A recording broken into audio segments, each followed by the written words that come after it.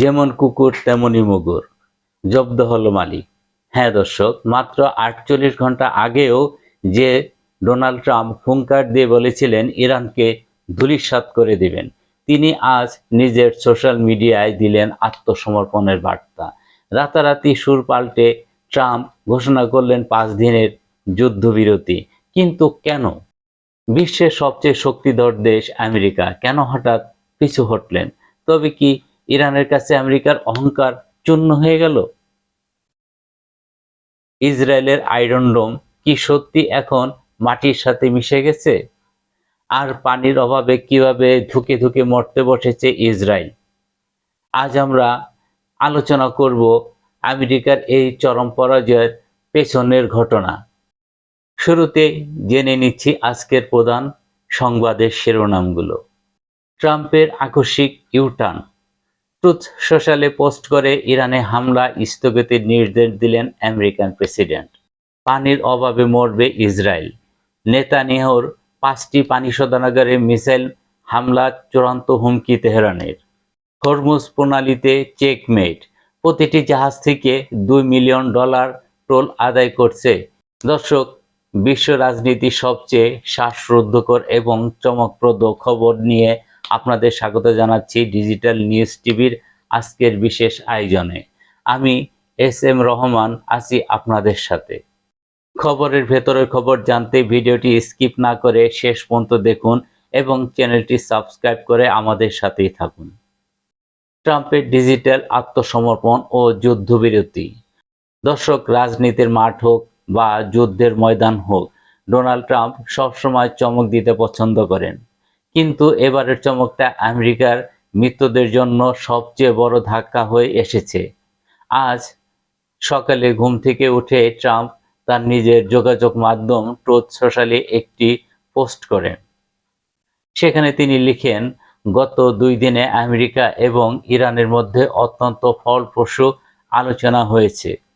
Trump জানান তিনি department of war বা পেন্টাগনকে নির্দেশ দিয়েছেন আগামী ৫ দিনের জন্য ইরানে কোনো বিদ্যুৎ কেন্দ্র বা জ্বালানি স্থাপনায় যেন কোনো সামরিক হামলা না চালানো হয়।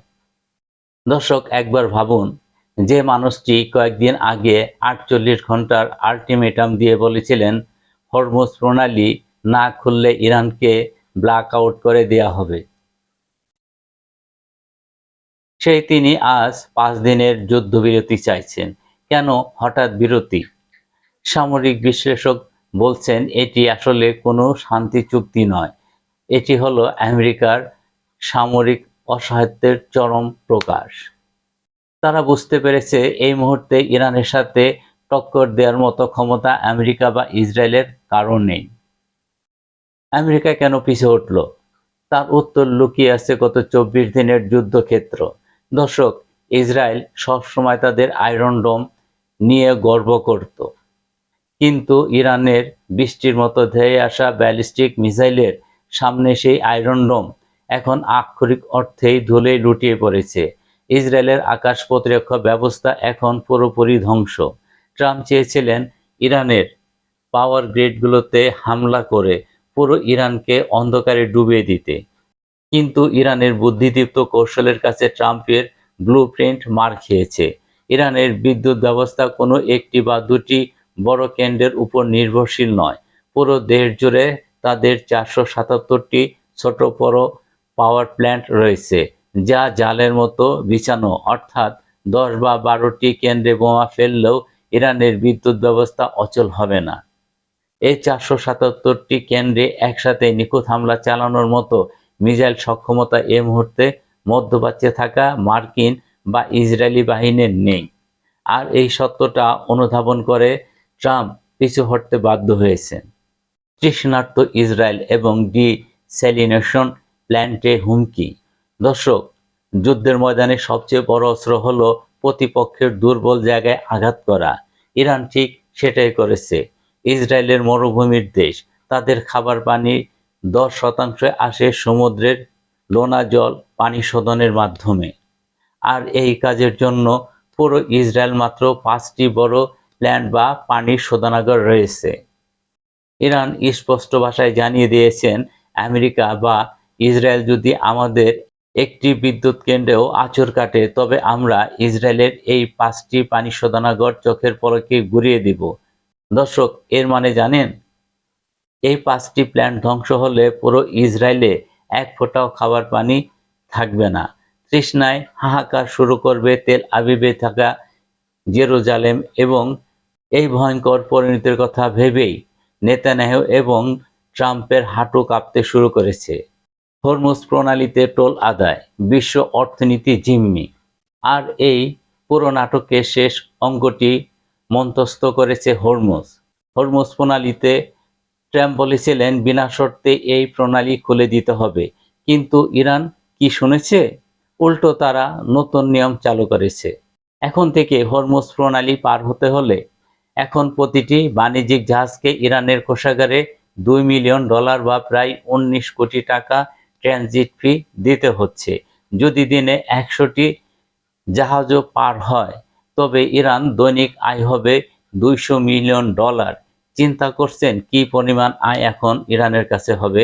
আমেরিকা, কানাডা বা ইউরোপের মতো দেশগুলো যারা অন্য দেশের জাহাজে টোল বসিয়ে অভ্যস্ত, তারা আজ নিজেদের চোখকেই বিশ্বাস করতে পারছে না।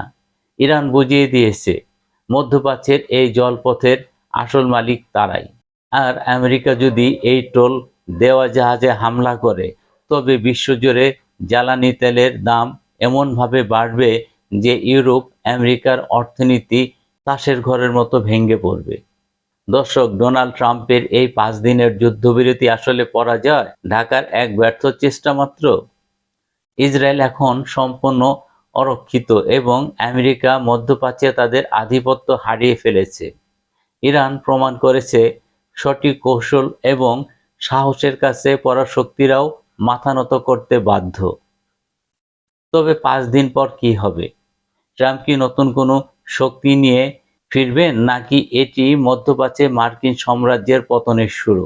আপনাদের কি মনে হয়? কমেন্ট বক্সে আপনাদের মূল্যবান মতামত অবশ্যই আমাদের সাথে শেয়ার করবেন। আজকের এই বিশ্লেষণটি ভালো লাগলে ভিডিওটি একবার লাইক দিন এবং বন্ধুদের মাঝে শেয়ার করুন। বিশ্ব রাজনীতির এমন সব অজানা ও চাঞ্চল্যকর খবর সবার আগে পেতে ডিজিটাল নিউজ টিভি সাবস্ক্রাইব করে আমাদের সাথেই থাকুন। এতক্ষণ সাথে থাকার জন্য অসংখ্য ধন্যবাদ। দেখা হবে আগামী ভিডিওতে। নিরাপদ থাকুন, সুস্থ থাকুন। আল্লাহ হাফেজ।